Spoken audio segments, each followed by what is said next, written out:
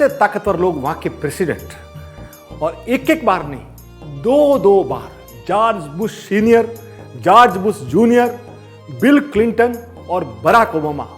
साहब सोचिए सर, जो दुनिया के एक नंबर कंट्री के 8-8 साल प्रेसिडेंट रहे हैं, उनके पास कितनी प्रॉपर्टियां होगी, कितना पैसा होगा, कितने हीरे जौहरे होंगे।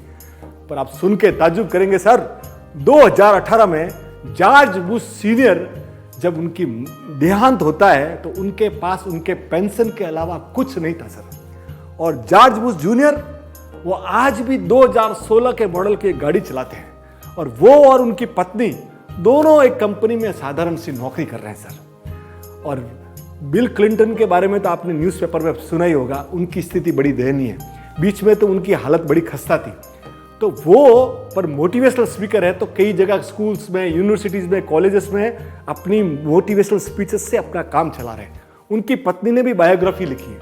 आप सोचिए सर, बराक ओबामा का तो क्या कहना, उनकी बेटी आज भी कैशियर है, उनकी पत्नी एक साधारण सी नौकरी करती है, और बराक ओबामा लेक्चर्स देते हैं सर। धन्य है वो देश और धन्य है वहाँ के लोग कि सर शीर्ष पदों पर ऐसे ईमानदार लोग बैठे हैं ना, इसलिए अमेरिका दुनिया का विश्व गुरु है।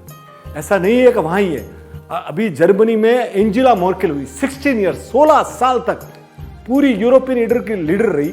अभी जब रिटायर हुई ना, उनके हस्बैंड एक प्रोफेसर है और एक 2 BHK में रहते हैं।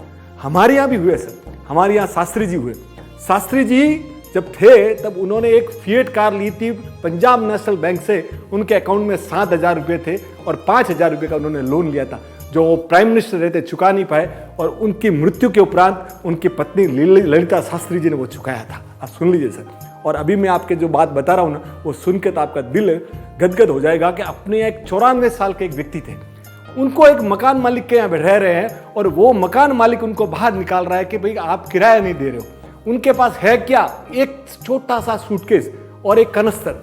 वहाँ पब्लिक इकट्ठा हो जाती है, पब्लिक बोलती है बुजुर्ग आदमी है, थोड़ा रहने दो, बुजुर्ग आदमी बोलते हैं मेरे को टाइम दो।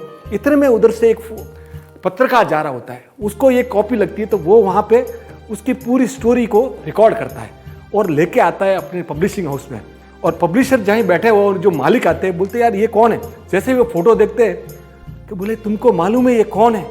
बोले कौन है? बोले he is 2 time prime minister of India Gulzari Lal Nanda.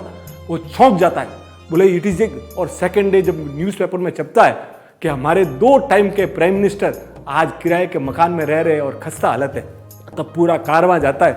पर तब भी वो गांधीवादी विचारधारा के उन्होंने बोला मुझे कुछ नहीं चाहिए, उन्होंने कुछ नहीं लिया। हम लोगों ने उनको मरणोपरांत भारत रत्न दिया। पर सर हमारे यहाँ भी ऐसे ऐसे ईमानदार लोग खूब हुए। तो साहब जिस देश को भी अगर विश्व गुरु बनना है, उनके सर्वोच्च पदों पर जो भी लोग बैठते हैं ना, उनको निहायत ईमानदार होना पड़ेगा। जय हिंद। Thank you sir.